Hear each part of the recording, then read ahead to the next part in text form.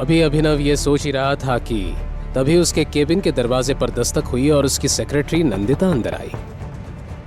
आज वो और अच्छी लग रही थी, लेकिन इस बार नंदिता ने अभिनव को उसे ज्यादा समय तक देखने का मौका नहीं दिया और तुरंत ही बोली, टाइगर, सिंह फैमिली ने बीआर ग्रुप पार्टनरशिप की बात करने के लिए किसी को भेजा है। उनका नाम चिराग है।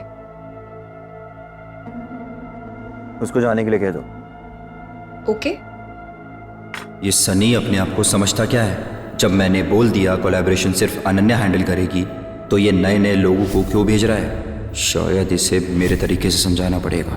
चिराग भी बीआर ग्रुप के आलीशान ऑफिस के फर्स्ट फ्लोर पर इंतजार कर रहा था, लेकिन जब नंदिता ने उसे वहां से जाने के लिए कह दिया तो ये चिराग के लिए बहुत ही ज्यादा इंसल्टिंग था। फेलियर की न्यूज के साथ जब चिराग लौटा और जो भी हुआ उसे जब सनी के सामने बयां किया तो उसका चेहरा गुस्से से झन्ना उठा। सनी पूरी तरह से हेल्पलेस था और अब उसके पास अनन्या को कॉल करने के अलावा और कोई ऑप्शन नहीं बचा था। दूसरी ओर अनन्या अपने दादाजी के साथ शॉपिंग कर रही थी। तभी उसका फोन बजा तो उसने देखा कि सनी की तरफ से कॉल आ रहा था।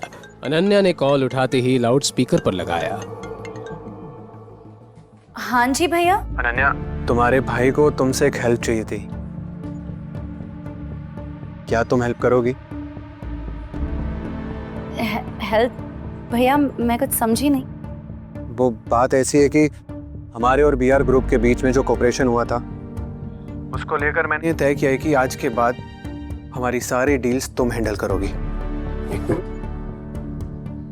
तुम्हें कल ही बीआर ग्रुप के ऑफिस जाना होगा और वहाँ बात करनी होगी। हमें जल्दी से जल्दी न्यू आर्टिस्ट के पैकेजिंग कॉन्ट्रैक्ट साइन करने होंगे। ये सुनकर कल रात को जो कुछ भी अभिनव ने कहा वो अचानक से अनन्या के दिमाग में फ्लैश होने लगा।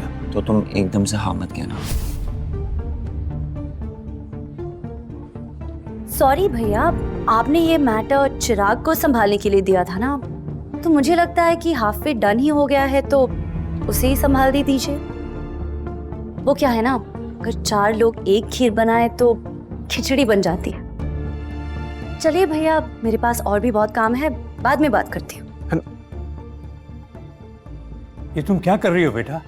तुम्हें पता भी इसके कॉन्सिक्वेंसेस क्या हो सकते हैं? हरदेव के हिसाब से अनन्या ने हाथ आई एक अच्छी अपॉर्चुनिटी ठुकरा दी थी। सनी ने तो सामने से ही कॉल किया था और रिक्वेस्ट की थी, लेकिन अनन्या ने तो पल्ला ही झाड़ दिया। अनन्या डिजाइनर बुटीक से बाहर आकर एक बेंच पर बैठ गई और उसने तुरंत अभिनव को एक मैसेज किया। दूसरी तरफ अभिनव फोन पर अकरम से बात कर रहा था। उन दोनों का प्लान था कि आज का लंच साथ में करते हैं। जैसे ही अभिनव ने फोन रखा वैसे ही उसने देखा कि अनन्या ने उसे मैसेज किया है।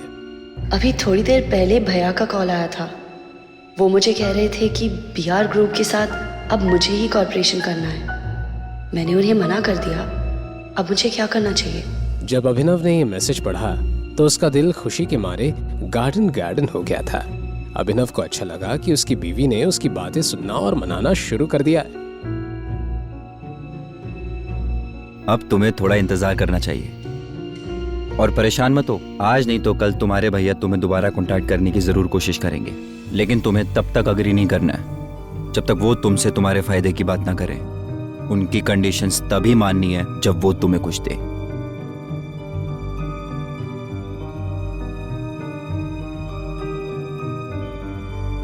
आज बहुत दिनों बाद अभिनव की मुलाकात अकरम से हो रही थी। एक अकरम ही तो था जिसने अभिनव को उसकी असली पहचान से रूबरू करवाया था, टाइगर नाम से रूबरू। Tiger, welcome welcome welcome. आओ, इधर बैठो। अकरम ने अभिनव को सम्मान देते हुए मेन चेयर पर बैठाया और कहने लगा कि उसने उसे एक खास मकसद के लिए बुलाया है। उसके बाद अकरम ने जैसे ही एक ताली बजाई वैसे ही काले कपड़ों में एक आदमी उस कमरे में आया। उसके हाथ में एक छोटा सा बॉक्स था। अकरम ने उस आदमी के हाथ से उस बॉक्स को लिया और अभिनव को देखने लगा। इसे मैंने खास तुम्हारे लिए प्रिपेयर किया था।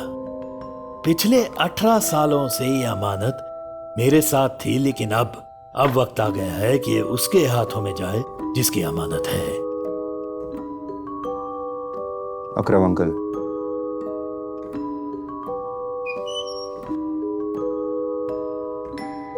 मैं ये अमानत नहीं ले सकता। स्पेशली मैंने तुम्हारे लिए इसे ढूंढा है और वक्त आने पर ये तुम्हारे बहुत काम आएगी। जैसे ही अकरम के मुंह से ये शब्द बाहर आए वैसे ही उसका फोन बजने लगा। आगे की कहानी जानने के लिए देखें अगला एपिसोड सिर्फ पॉकेट एफएम के YouTube चैनल पर, और द रिटर्न ऑफ टाइगर के सारे एपिसोड्स को सुनने के लिए डिस्क्रिप्शन में दी लिंक से डाउनलोड करें पॉकेट एफएम ऐप।